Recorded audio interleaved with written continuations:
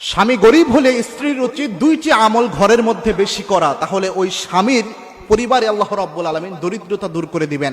মনে রাখবেন, স্ত্রীর যে রিজিক আল্লাহ রাব্বুল আলামিন দান করেন, এই রিজিক কিন্তু স্বামীর মাধ্যমে আল্লাহ রাব্বুল আলামিন দিয়ে থাকেন, কারণ উপার্জন করে স্বামী। সুতরাং কোন স্ত্রী যদি এই দুইটি আমল করে, তাহলে তার আমল নামায় তার কপালে যে আল্লাহ অজস্র রিজিকের ব্যবস্থা করে দিবেন, এই রিজিকটা স্বামীর মাধ্যমে চলে আসবে, যার কারণে স্বামীকে আল্লাহ রাব্বুল আলামিন সে সচ্ছলতা দান করবেন। এবং যেই ঘরে পড়া হয় ওই ঘরে সচরাচর অভাব হয় না।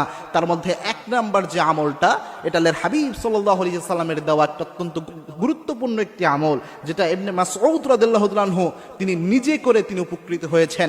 ইবনে মাসউদ রাদিয়াল্লাহু তাআলা আনহু যখন অন্তিম শয্যায়, বাইহাকী শরীফে এই হাদিসটা এসেছে, ইবনে মাসউদ রাদিয়াল্লাহু তাআলা অন্তিম শয্যায় অবস্থায় ওসমান রাদিয়াল্লাহু তাআলা তাকে দেখতে গেলেন।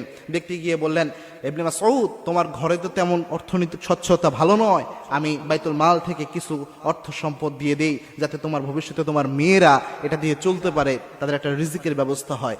ইবনে মাসউদ রাদিয়াল্লাহু তাআলা আনহু বললেন, ওসমান, আমার এই জিনিসের কোনো প্রয়োজন নাই, কারণ আল্লাহর হাবিব সাল্লাল্লাহু আলাইহি ওয়াসাল্লামের শেখানো একটি আমল আমার কন্যাদেরকে আমি সব সময় শিক্ষা দিয়েছি। ওসমান রাদিয়াল্লাহু তাআলা আনহু বললেন, কোন আমল? ইবনে মাসউদ বললেন, আল্লাহর হাবিব সাল্লাল্লাহু আলাইহি ওয়াসাল্লাম বলেছেন, যেই ঘরের মধ্যে সূরাতুল ওয়াকিয়া পড়া হয়, সেই ঘরের মধ্যে কখনো দরিদ্রতা আসে না। আমার মেয়েদেরকে আমি আদেশ দিয়েছি তারা যেন প্রত্যেক দিন সূরাতুল ওয়াকিয়া পাঠ করে। আমার মেয়েরা সূরাতুল ওয়াকিয়া শিখেছে, এই সূরা ওয়াকিয়ার উপর তারা আমল করে, সুতরাং দরিদ্রতা তাদের আর আসবে না ইনশাআল্লাহ। আপনারা এটা নিয়ে চিন্তা করতে হবে না। এবং কি ইবনে মাসউদ রাদিয়াল্লাহু তাআলা আনহু এই সাহায্যটা তিনি নেন নাই, এবং অরিজিনালি তার মেয়েদেরকে আল্লাহ রাব্বুল আলামিন সচ্ছলতা দিয়েছিলেন।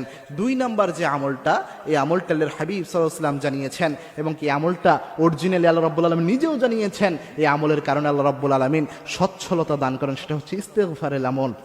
আমরা ইস্তেগফারের আমলটা অনেকেই বুঝি না। ইস্তেগফার অনেক গুরুত্বপূর্ণ। আল্লাহর হাবিব সাল্লাল্লাহু আলাইহি ওয়াসাল্লাম ইস্তেগফারের ব্যাপারে অনেক ফজিলত বর্ণনা করেছেন। আল্লাহর হাবিব সাল্লাল্লাহু আলাইহি ওয়াসাল্লাম জানিয়েছেন, মান লাযিমাল ইস্তিগফার, ইস্তেগফারের সাথে যে ব্যক্তি লেগে থাকে, ওই ব্যক্তিকে আল্লাহ রাব্বুল আলামিন তিনটা পুরস্কার দান করেন।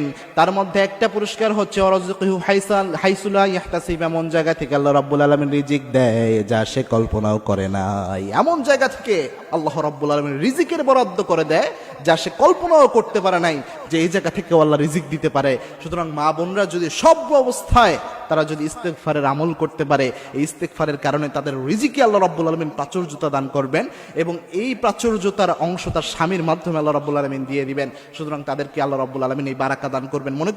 মনে রাখবেন, রিজিকের একচ্ছত্র মালিকানা কিন্তু আল্লাহ রাব্বুল আলামিনের হাতে। আল্লাহ রাব্বুল আলামিন যাকে চান অগণিত অসংখ্য রিজিক আল্লাহ রাব্বুল আলামিন দান করে দেয়, এবং কি আল্লাহ রাব্বুল আলামিন ছাড়া পৃথিবীতে কেউ